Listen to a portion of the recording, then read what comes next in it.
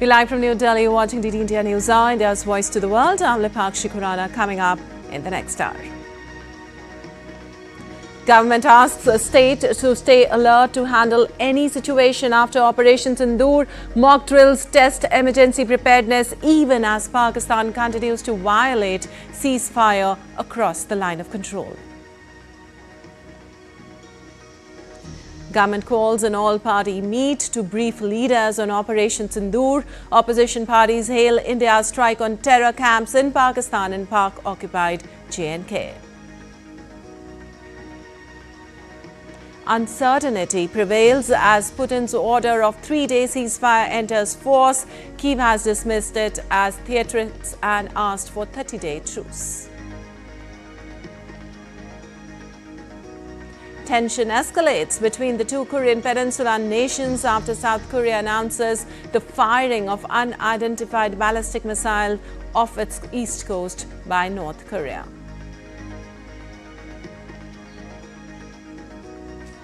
US Fed holds the rates steady despite Trump's pressure, flags rising inflation and job market risks. Stocks rise in choppy trade.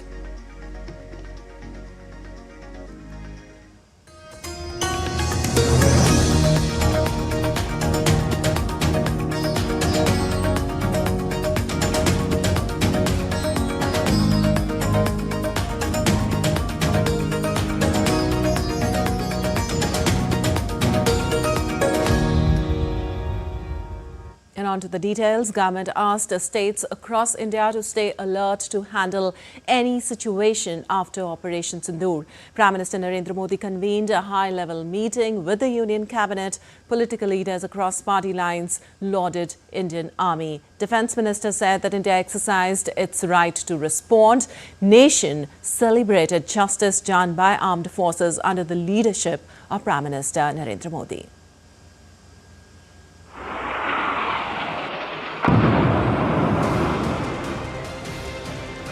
Once again, India was compelled to exercise its rights to pound rogue terror outfits operating from across the borders, disturbing peace and prosperity time and again. In a powerful message to those who threaten peace, the Indian Armed Forces launched precision strikes at 9 locations, targeting terror infrastructure across the border. This comes in the wake of the barbaric Pahalgam terror attack where 25 Indians and 1 Nepali citizen were martyred. Just hours after Operation Sindoor was initiated, Prime Minister Narendra Modi convened a high-level meeting with the Union Cabinet. The entire cabinet stood united in support of the armed forces and hailed the strike. Prime Minister Modi also briefed President Draupadi Murmu at Rashtrapati Bhavan on the overnight developments. Defence Minister Rajnath Singh called the operation a demonstration of India's sovereign right and praised the armed forces for their precision, alertness and sensitivity. Bharat की सेना ने सटीकता, सतर्कता और संवेदनशीलता के साथ कार्रवाई की है। हमने जो लक्ष्य तय किए थे, उन्हें ठीक समय तय योजना के अनुसार सटीकता से उन्होंने ध्वस्त किया है और किसी भी नागरिक ठिकाने, सिविलियन पॉपुलेशन को जरा भी प्रभावित न होने देने की संवेदनशीलता भी हमारी सेना ने दिखाई है। As the operation unfolded, Union Home Minister Amit Shah chaired a crucial meeting with chief ministers, DGPs and chief secretaries of border states. Leaders across the political spectrum voiced strong support. External Affairs Minister Dr. S. Jaishankar urged the global community to adopt zero tolerance for terrorism. हमारे दुश्मन देशों को संदेश ले लेना चाहिए कि हम लोगों को उनके चप्पे-चप्पे की खबर है, एक-एक ठिकाने की खबर है और आगे ऐसे और एक्शन लेना होगा तो हम लोग उतनी ही मजबूती से लेंगे। The opposition also put politics aside. The Congress party and its leader Rahul Gandhi extended full support to the government and armed forces. MP Asauddin Owaisi also welcomed the decisive action under Operation Sindoor. From grief to justice, families of the Pahalgam victims expressed relief and pride after the strikes. Many call the operation absolutely necessary to deliver a strong message against terrorism.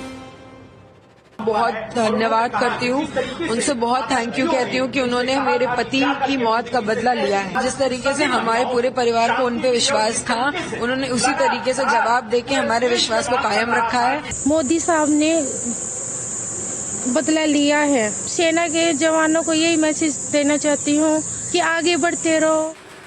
Across cities, towns and villages, citizens stood united. From Delhi to Dibrugarh, slogans of Bharat Mata Ki Jai and Vande Mataram echoed through the streets. India saluted its brave soldiers and celebrated their firm stand against terror. Pahalgam का जो बदला लिया है इसके लिए मैं बहुत ही धन्यवाद करता हूं प्रधानमंत्री का। अभी तो कुछ भी नहीं जवाब दिया। हम तो चाहते हैं कि इतना मुंह तोड़ जवाब देना चाहिए कि दुश्मन हमेशा के लिए याद रखे। 15 दिन के अंदर अंदर पाकिस्तान को मुंह तोड़ का जवाब दिया गया है भारतीय सेना ने, और पाकिस्तान को अभी अकल आनी चाहिए। But even as the dust settled, Pakistan resorted to provocation, violating the ceasefire with artillery fire in Jammu and Kashmir's Bhimber Gully. The Indian Army responded with equal resolve, underscoring that every threat will be met with strength. Operation Sindoor is not just a military operation, it's a message that India will not stay silent in the face of terror. A message of unity, resilience and unwavering resolve. Tripti Tripathi for DD India. And the government has called an all-party meeting to brief all political parties on Operation Sindoor in Parliament on Thursday. The all-party meet of the government comes a day after the Indian Armed Forces carried out targeted strikes at terror camps in Pakistan and Pakistan-occupied Kashmir. The meeting will be convened to brief the leaders about the strikes that were carried out in the early hours of Wednesday. The coordinated strikes were in response to the April 22nd terror attack in Jammu and Kashmir's Pahalgam, when a group of terrorists gunned down 26 civilians, including one Nepali citizen.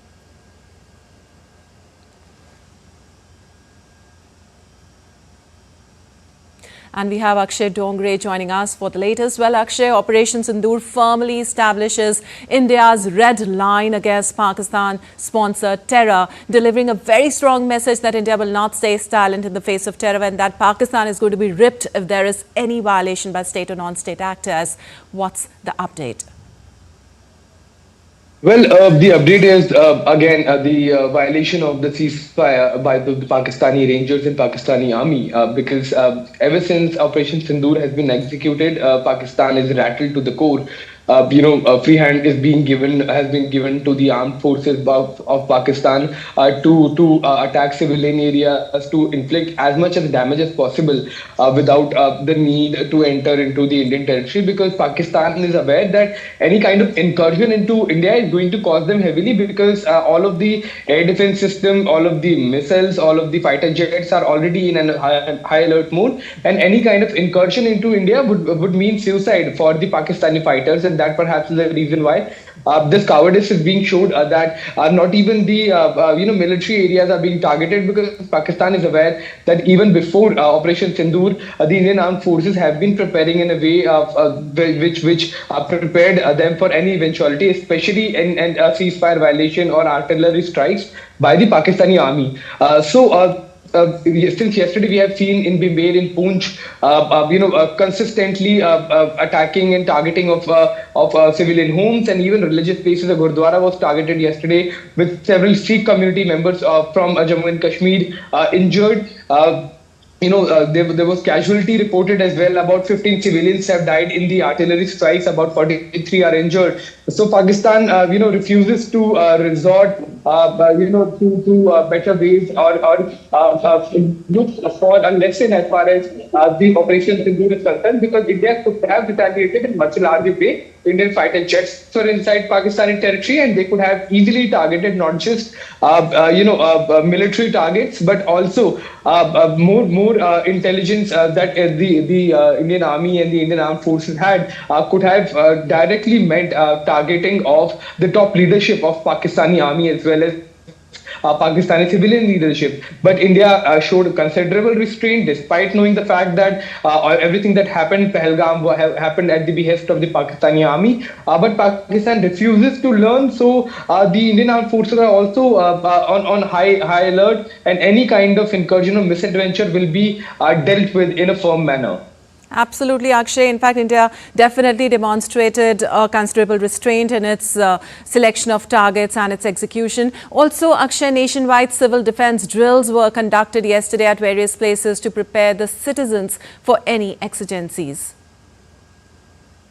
Well, absolutely, and that was required given the fact that tensions remain high as far as our western borders are concerned, and the rapidly changing geopolitical world. This is the least we can do as far as our children are concerned, or our elderly, or people who stay at home, people who go to offices, people who are not who have not seen any major escalation or major war in their lifetime. Because the last time these kind of drills happened was in 1970s, in fact early 1970s, ahead of the Indo-Pakistan war for Bangladesh liberation.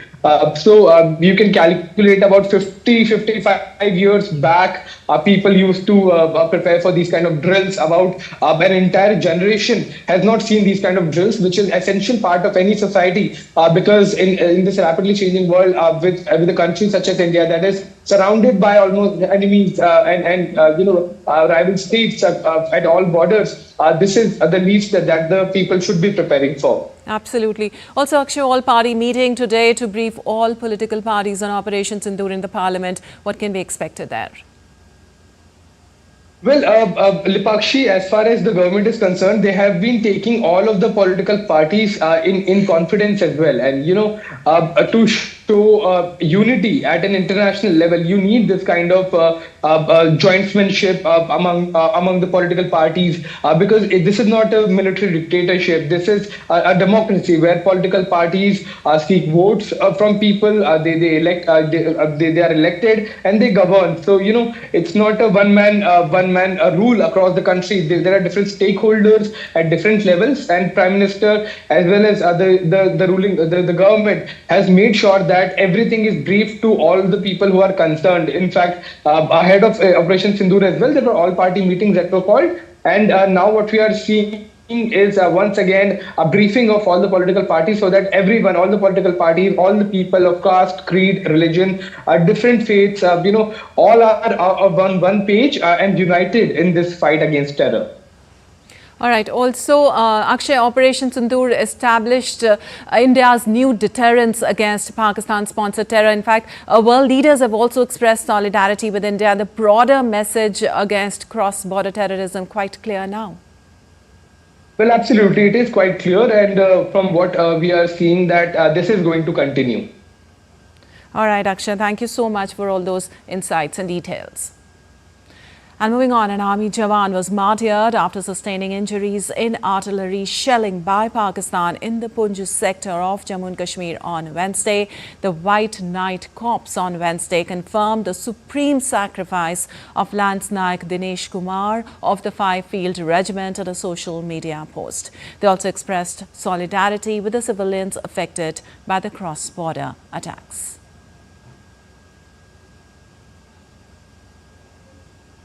And 12 civilians, including a woman and 3 children, were killed and as many as 41 injured after Pakistan resorted to heavy firing in the Punj sector of Jammu and Kashmir. The shelling from across the border started shortly after Indian armed forces carried out Operation Sindoor.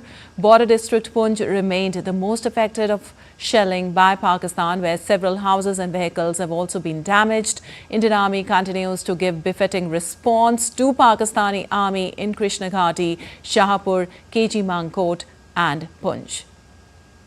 Hundreds of residents along the line of control and the international border are being evacuated to safer zones as authorities chalked out countermeasures to safeguard civilians from Pakistani shelling. Also, the official said the district administration has mobilized all its resources to make necessary arrangements for the convenience of people, especially females, so that they do not face any problem at the temporary shelter homes. Meanwhile, Army said that during the night of May 6th and 7th, Pakistan Army resorted to arbitrary firing, including artillery shelling from posts across the line of control in the Punj district. And soon after the focus strikes on terrorists and terror infrastructure in Pakistan, India's National Security Advisor Ajit Doval briefed his counterparts across the world about Operation Sindoor and made it clear that perpetrators of terror have been targeted in this operation without hurting any civilian.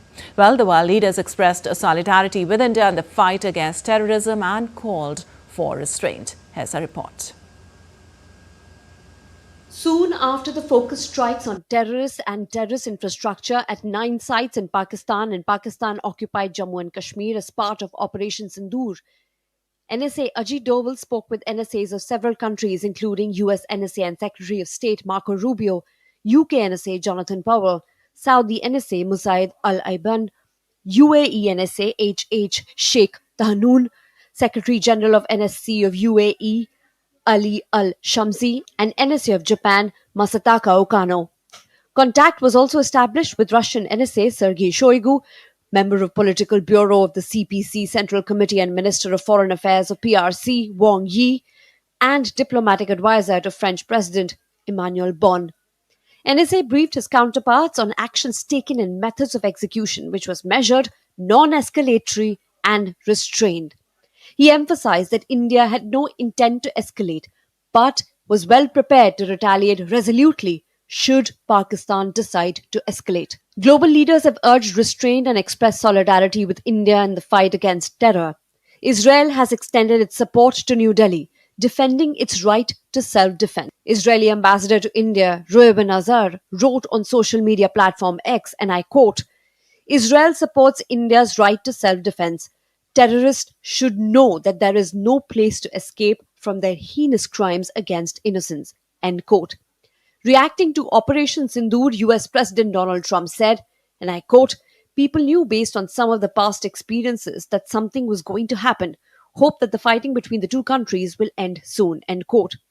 UN Secretary General Antonio Guterres' spokesperson said that the UN chief is very concerned and has called on both nuclear-armed Asian neighbors to exercise maximum military restraint. The UAE's Foreign Minister and Deputy Prime Minister Abdullah bin Zayed Al Nahyan urged both India and Pakistan to exercise restraint, de-escalate tensions, and avoid further escalation.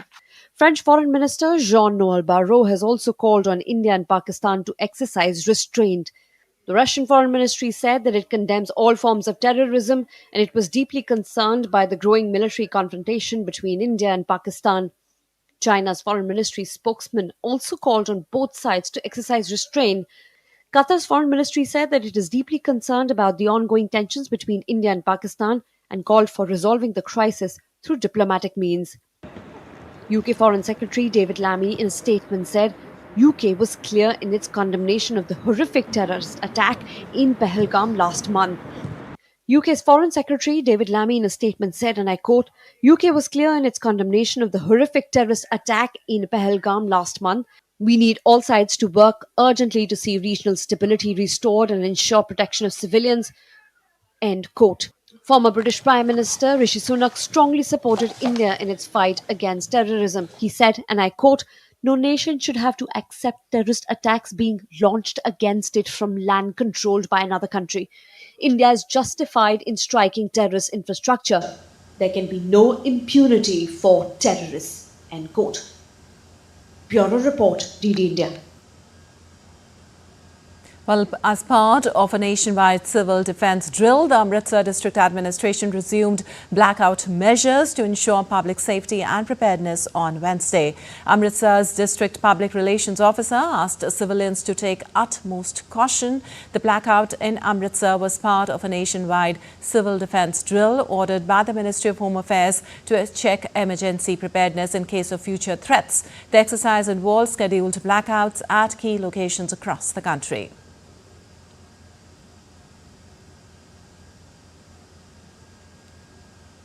In the national capital, Delhi, Rashtrapati Bhavan and Vijay Chowk also went dark for the drill. Raj Bhavan in Patna participated too. Cities such as Bama, Gwalior, Surat, Shimla and Patna participated by switching off lights at key buildings and public spaces. Earlier in the day, civil defence drills were conducted in several states.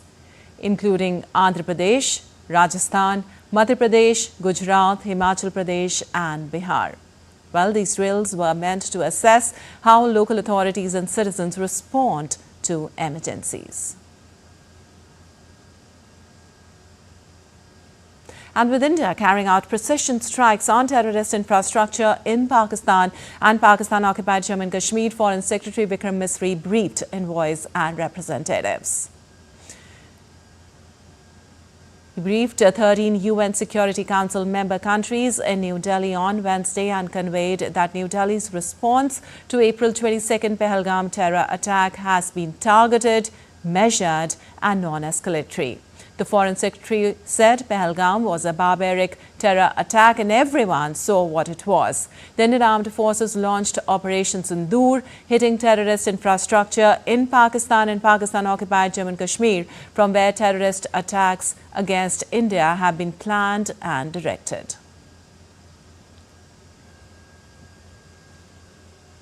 For decades, India has confronted relentless terrorism originating from Pakistan. Today we examine this enduring challenge, the attacks, the impact and India's firm response to cross-border terrorism. The next report tells us how India faced terrorism from Pakistan. While the world embraced a new millennium, India continued to be subject to cross-border terrorism, planned and executed from Pakistan. India, in fact, has been a victim of terrorism originating from Pakistan for a significant period.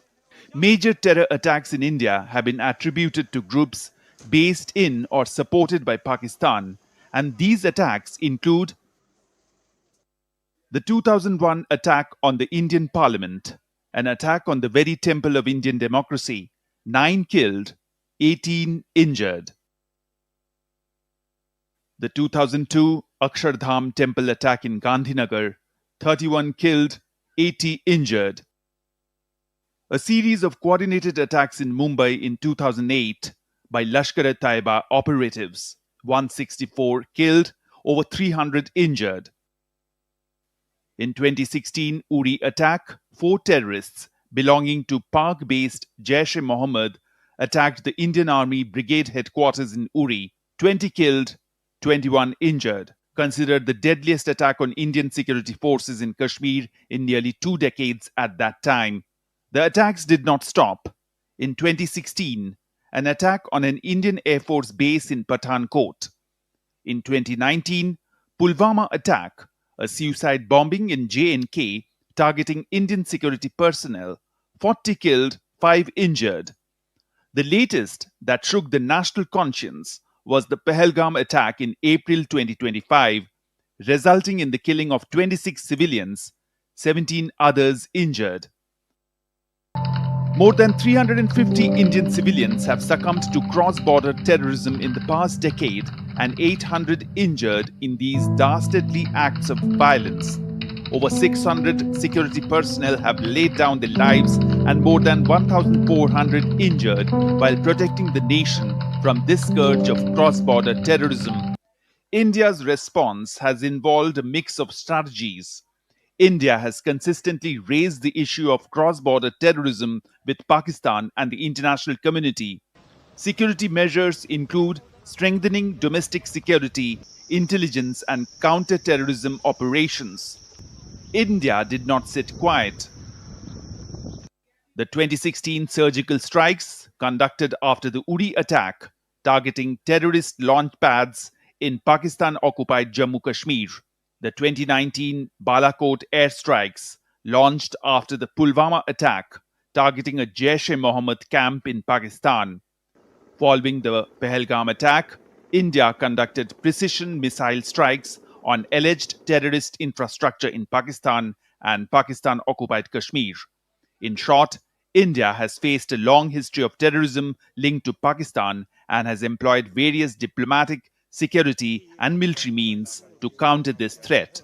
The situation remains tense, particularly after the recent Pahalgam attack and India's retaliatory strikes. Bureau Report, DD India.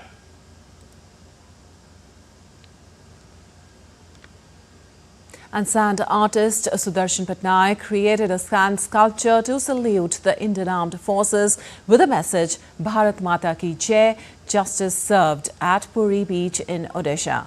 Patnaik created a 6 feet high sand art with 5 tons of sand, where he showed how Sindoor turns into strength and the enemy is destroyed.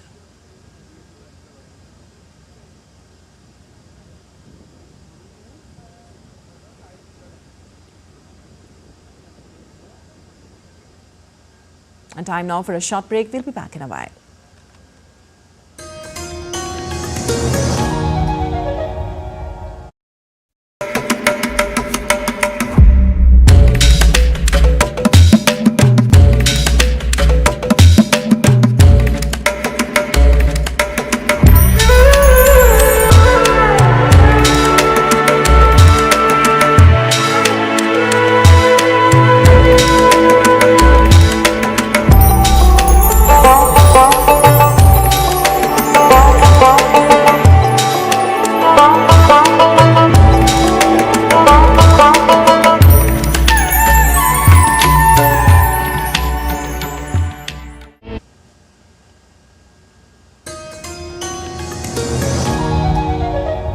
Welcome back. You're watching DD India Live. I'm Lipakshi Khurana. Moving on, Russian President Vladimir Putin has proposed a 3-day ceasefire starting on Thursday to coincide with Moscow's Victory Day parade on Friday. Ukraine never agreed to the proposal and dismissed it as theatrics and called instead for a 30-day ceasefire. For the past 3 days, Moscow and Kyiv staged aerial attacks, prompting airport closures in Russia. The attacks triggered hours of chaos late on Tuesday and Wednesday, with temporary airport closures in Moscow and its surrounding regions. The Kremlin has said Russian forces will honor Putin's order for the duration of the holiday, but will respond immediately if Ukraine launches any fire. Meanwhile, Ukrainian President Volodymyr Zelensky renewed his call for a 30-day ceasefire in his evening address on Wednesday. І абсолютно справедливо, що It is absolutely fair that the Russian sky, the sky of the aggressor, is also uneasy today in a mirror-like way. Ukraine's proposal to cease strikes and establish at least a 30-day ceasefire remains in force. We are not withdrawing this proposal, which could give diplomacy a chance. But from Russia, the world sees no response. No response except for new strikes. This clearly and obviously demonstrates to everyone who the source of the conflict is. не бачить відповідь. Well, U.S. Vice President J.D. Vance said the Trump administration wanted Russia and Ukraine to agree on some guidelines for talking to each other directly, which would be necessary to end the conflict. Obviously, the United States is happy to participate in those conversations, but it's very important for the Russians and the Ukrainians to start talking to one another. We think that is the next big step that we would like to take. And why does that matter? The reason it matters is because, again, I mentioned the Russians, but also the Ukrainians have also been sort of, they've put a piece of paper in our hands that says this is what we would need in order to bring this conflict to a successful resolution from our perspective. Well, Russian President Vladimir Putin met his Cuban counterpart Miguel Diaz-Canel on Wednesday, seeking to boost cooperation between both the countries. After the meeting, the leaders advanced cooperation efforts between both the countries. During the meeting, Russia's conflict in Ukraine has led to a breakdown in its relations with most Western states and prompted Moscow to strengthen ties with other countries, including the United States. During his visit to Moscow, Diaz-Canel is also due to attend commemorative events around the 80th anniversary of the victory of the Soviet Union and its allies over Nazi Germany. And festive banners and billboards thrilled onlookers in Moscow on Wednesday as Russian capital prepares to celebrate the 80th anniversary of the Soviet and Allied victory over Nazi Germany on May 9th. The commemoration will feature a parade attended by more than 24 foreign leaders. China's President Xi Jinping and Brazilian President Luiz Inácio Lula da Silva are expected to attend Victory Day military parade.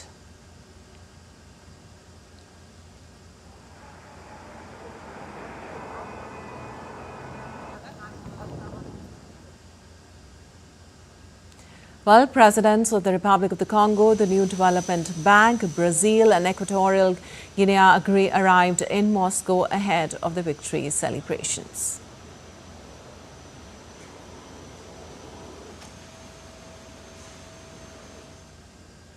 And moving on, North Korea fired at least one unidentified ballistic missile about a week after Pyongyang tested a new destroyer. Pyongyang fired unidentified ballistic missile into the East Sea, which is also known as the Sea of Japan. The launch came about a week after North Korean leader Kim Jong-un ordered Navy vessels to be speedily armed with nuclear weapons as the country conducted its first test firing of a new warship weapon system. Last month, Pyongyang unveiled a 5,000-ton destroyer-class vessel named Chohyeon that some analysts said could be equipped with short-range tactical nuclear missiles.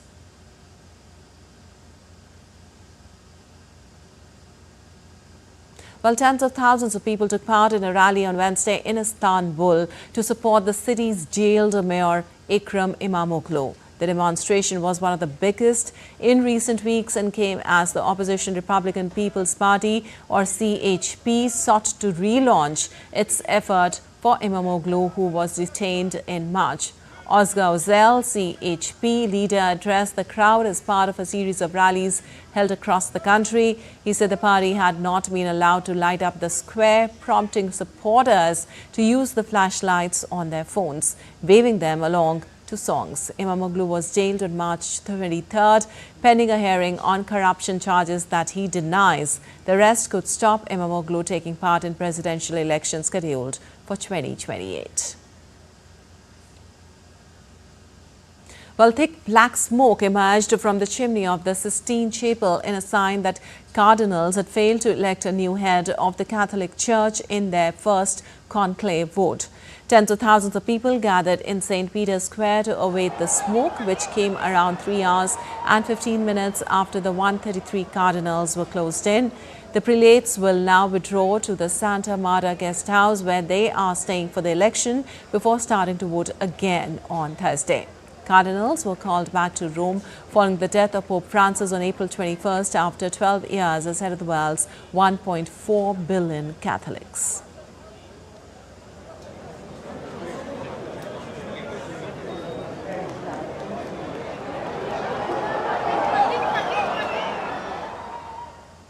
And Germany's new government under Chancellor Friedrich Merz has ordered border police to reject undocumented migrants, including asylum seekers. Interior Minister Alexander Dobrindt issued the order, saying to ensure that the police can make such pushbacks, adding that exceptions would be made for vulnerable groups, including pregnant women and children.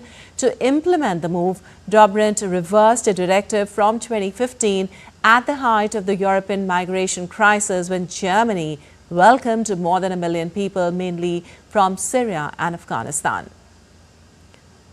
Well, the coalition agreement between Merz's Conservatives and the Social Democrats says the move should be made in coordination with neighboring countries. Before Germany's federal election in February, Merz had promised a crackdown on migration after a spate of violent crimes involving migrants and rising support for the far right.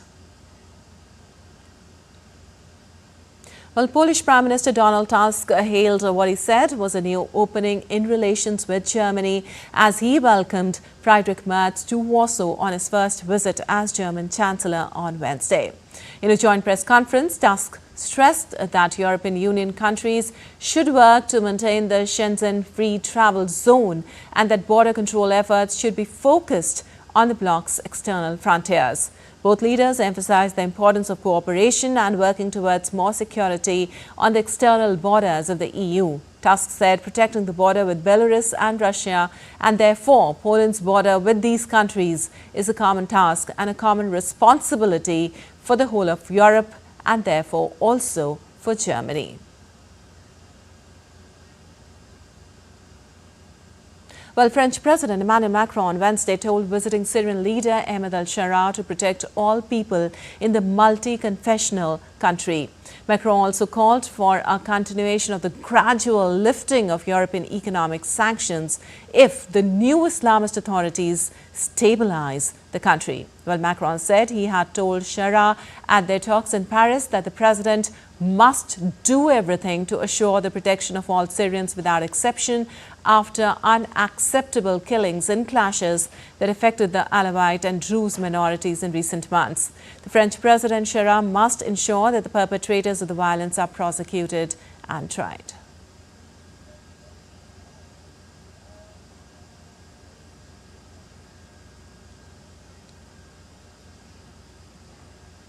Well, in the United States, federal judge has temporarily blocked the deportation of Asian migrants to conflict-ridden Libya. District Judge Brian Murphy ruled that sending migrants to Libya would violate his earlier order, requiring a meaningful opportunity to challenge such removals in court.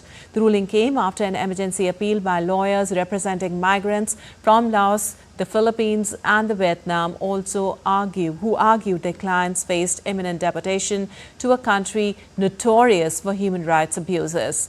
Murphy warned that any attempt to bypass his injunction by transferring immigrant enforcement to other agencies, including the Defense Department, would also violate the court's order. The move follows reports that the administration had planned to deport the group on a U.S. military plane. President Trump, when asked about the report, said he was unaware of the plans. Meanwhile, Libya's internationally recognized government denied reaching any agreement with Washington to accept the migrants. The country's rival Eastern administration also rejected claims of any such deal.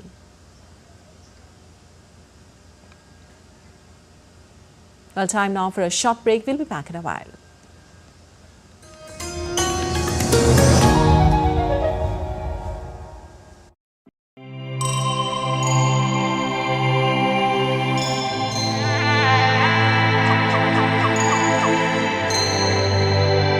Embark on a timeless journey.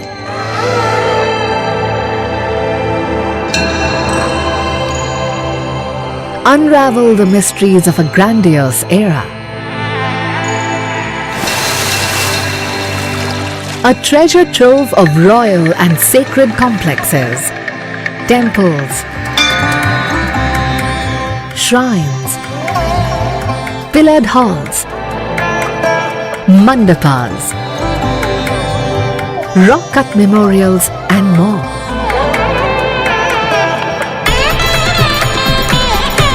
A spectacular setting of rugged landscape and exemplary workmanship, representing the best of Dravidian architecture.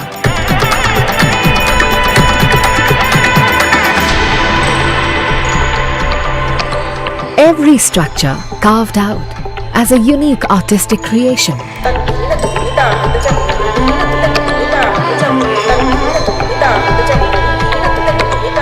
A heritage landmark that reflects pure magnificence, integrated within its natural environment. An unexplored haven for nature and adventure enthusiasts. An imposing heritage reflected in its street bazaars and annual festivals of music and culture. Come, be mesmerized by the glorious capital of the Vijayanagar Empire.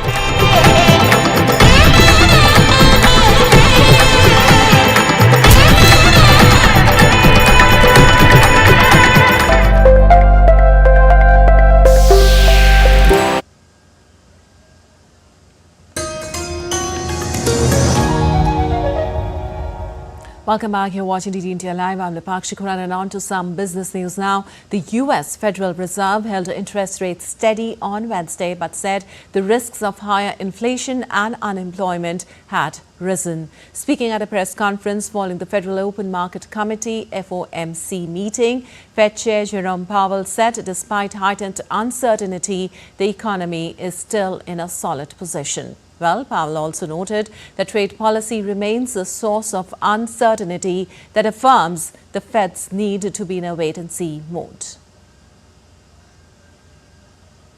Inflation has come down a great deal, but has been running somewhat above our 2% longer-run objective. In support of our goals, today the Federal Open Market Committee decided to leave our policy interest rate unchanged.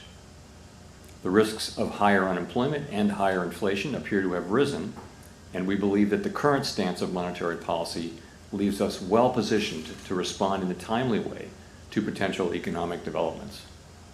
Well, the Fed's policy rate has been unchanged since December as officials struggle to estimate the impact of President Donald Trump's import tariffs, which have raised the prospect of higher inflation and slower economic growth this year. The tariff increases announced so far have been significantly larger than anticipated.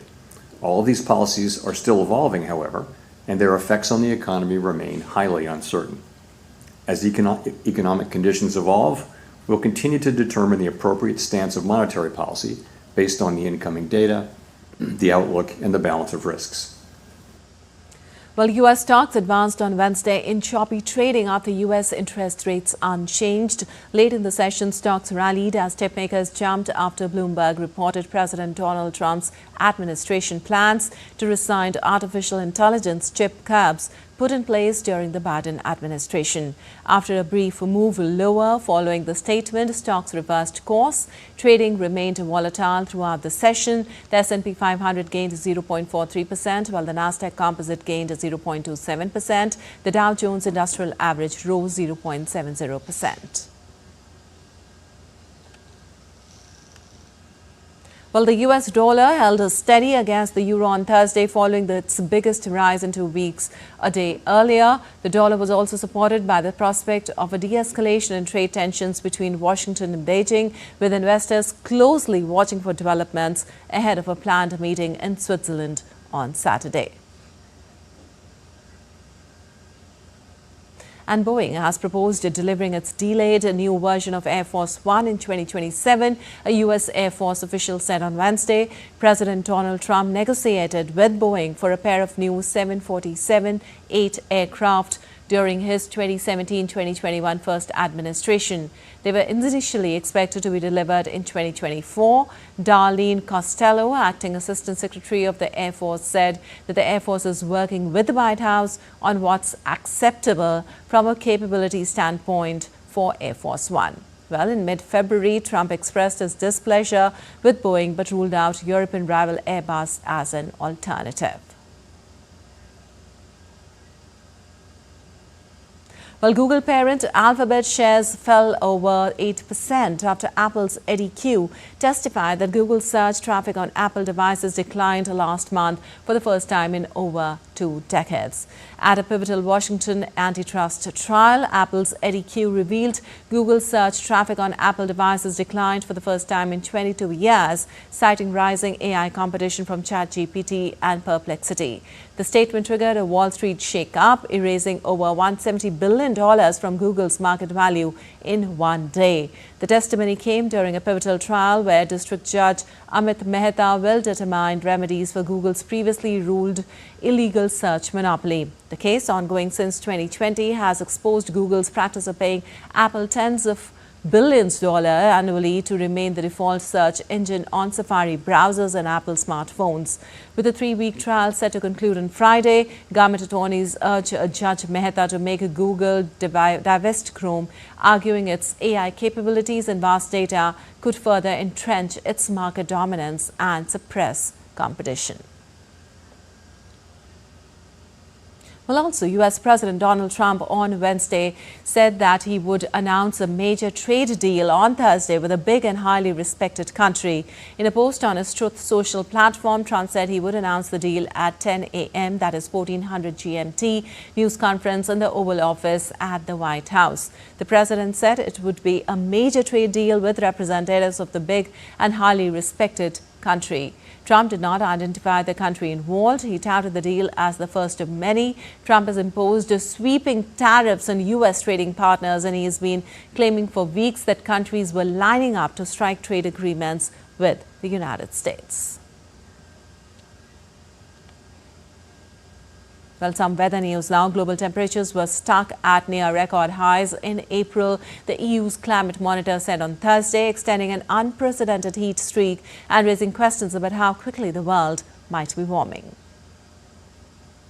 Well, the extraordinary heat spell was expected to subside as warmer El Nino conditions faded last year, but temperatures have stubbornly remained at record or near record levels well into this year. In its latest bulletin, the Copernicus Climate Change Service said that April was the second hottest in its data set, which draws on billions of measurements from satellites, ships, aircraft and weather stations. All but one of the last 22 months exceeded 1.5 degrees Celsius above pre-industrial levels, the warming limit enshrined in the Paris Agreement, beyond which major and lasting climate and environment changes become more likely. Many scientists believe this target is no longer attainable and will be crossed in a matter of years. A large study by dozens of preeminent climate scientists, which has not yet been peer-reviewed, recently concluded that global warming reached 1.36 degrees centigrade in 2024. Well, Copernicus puts the current figure at 1.39 centigrade and projects 1.5 centigrade could be reached in mid-2029 or sooner based on the warming trend over the last 30 years. Now, the scientists are unanimous that burning fossil fuels has largely driven long-term global warming that has made extreme weather disasters more frequent and intense. And some sports news now. In IPL, Punjab Kings will take on Delhi Capitals at the Himachal Pradesh Cricket Association Stadium in Dharamshala on Thursday. The match will be important for both the sides with the race for the playoffs heating up. PBKs have one win more than DC and a victory with nearly sealed the qualification for them. On the other hand, the Delhi Capitals will be looking forward to get back to the winning ways. They started the tournament with 4 wins in 4 games but they lost momentum afterwards, losing 4 in the next 7 matches. And Indian skipper Rohit Sharma on Wednesday announced the decision to step aside from the Test cricket. The 38-year-old, who was appointed as the captain in the longest format in 2022, led India to the 2023 World Test Championship final against Australia. Rohit's decision to retire comes on the back of a dismissal 5-test series against Australia, where the experienced campaigner only scored 31 runs from 3 tests. More in this report. India's captain Rohit Sharma called time on his Test career, announcing retirement from red ball cricket with immediate effect, bringing an end to widespread speculation about his future in the format. Taking to his Instagram story, Rohit posted a picture of his Test cap and wrote, "It's been an absolute honor to represent my country in whites. Thank you for all the love and support over the years. I will continue to represent India in the ODI format." The decision comes after poor home series against Bangladesh and New Zealand late last year, and then a horror tour of Australia across December 2024 and January 2025, where he crossed 50 just once and averaged 10.93 from 8 test matches. India won both the tests against Bangladesh, but were swept 3-0 by New Zealand under Rohit's captaincy, and then lost the Border Gavaskar Trophy series in Australia 3-1. Rohit retires with 4,301 runs in 67 test matches, averaging 40.57 despite the poor recent run. He scored 12 centuries and 18 half centuries over the years, with a best of 212 against South Africa in Ranchi in October 2019. With Rohit's retirement coming up and a little over a month to go for the start of India's 5-test tour of England on June 20, the biggest question for the selectors will be naming the next Test captain. Hitman's retirement now paves the way for a new future leader, with Jasprit Bumrah, KL Rahul, Shubman Gill and Rishabh Pant emerging as the front runners. Sports Desk, DD India. And on to archery now. The Indian men's and women compound archery teams moved into the finals of the World Cup Stage 2 with commanding performances in Shanghai on Wednesday. The number 1 ranked men's team of Ojas Diotel, Abhishek Verma and Rishabh Yadav defeated Great Britain 239-232 in the quarter-final before overcoming a strong challenge from Denmark 232-2 2 to 231. In the women compound section, top-ranked India comprising Jyoti Surekha Venom, Madhura Dehavan Guankar and Chitika Taniparthi defeated Kazakhstan in the quarter-finals before defeating Great Britain in the last 4 to also seal a title clash with Mexico. Both the gold medal matches against Mexico will take place on Saturday. And Maharashtra's Vedant Wagmare credits Khelo India Youth Games for his success. Wagmare, who won gold medal in the men's 50-meter 3 position, opened about his journey and facilities in an exclusive conversation with DD India correspondent Narayan Singh. Karni Singh shooting range buzzing with India's top-notch shooters, and right now I'm joined by Vedant Wagmare, who won gold medal in 50-meter 3 position rifle event. Vedant, congratulations for winning the gold medal for Maharashtra. Stiff competition. So how you look the platform of the Khelo India, top-notch shooters are playing here. So how it helps the young shooters? Yeah, you can see there are a lot of youngsters coming here and giving their best, and still they are figuring out how we can give their best. And yeah, I also did that with my basis, and yeah, it took me there till gold. Talking about the way India has many top-notch shooters in the world right now. India won many medals in the shooting at the Paris Olympics, and you are also practicing with Swapnil Kusale. So how was that experience practicing with the veterans of the game? Yeah, it's really good when we train with experienced shooters, and we get a lot of experience from them how to handle the big editions like Khelo India, Asian Championships. We have to handle our pressure, and we have to shoot our best in that. So that's where experience matters. Talking about the Khelo India, how this scheme of the government is helping the athletes like you personally and financially. Tell something about that. Yeah, from 2022, Khelo India is supporting me with their scheme. And from that scheme, I got a lot of, my career got impact from there. I won a lot of medals from there. In Asian Championship, I won silver medal. Then latest, I won 2024 World Championship gold medal. And yeah, from there, financially support is needed for shooters, youth shooters who are coming, who are joining new. Yeah, that's what impact gives Khelo India edition and scheme. So the way Vedant said that playing for India is a dream, and the way he performed here at the Khelo India Youth Games, he won gold medals. So inspiring journey, definitely. The way within the gap of 2 years, at the age of 16, he joined shooting, and at the age of 18, he is winning gold at the Khelo India Youth Games. A big achievement.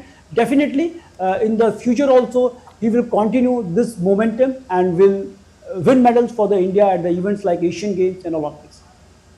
All right, that's all for this edition of DD India Live. But let us know your thoughts on the news of the day. For those on the go, you can get all the latest news and updates from India across the world on the DD India mobile app. The app is available on both Android and iOS platforms. Scan the QR code in the screen to download now. Well, we'll be back with more news as it breaks here on DD India. I'm Lipakshi Kurana from all of us here in Delhi. Thanks for watching DD India News Up.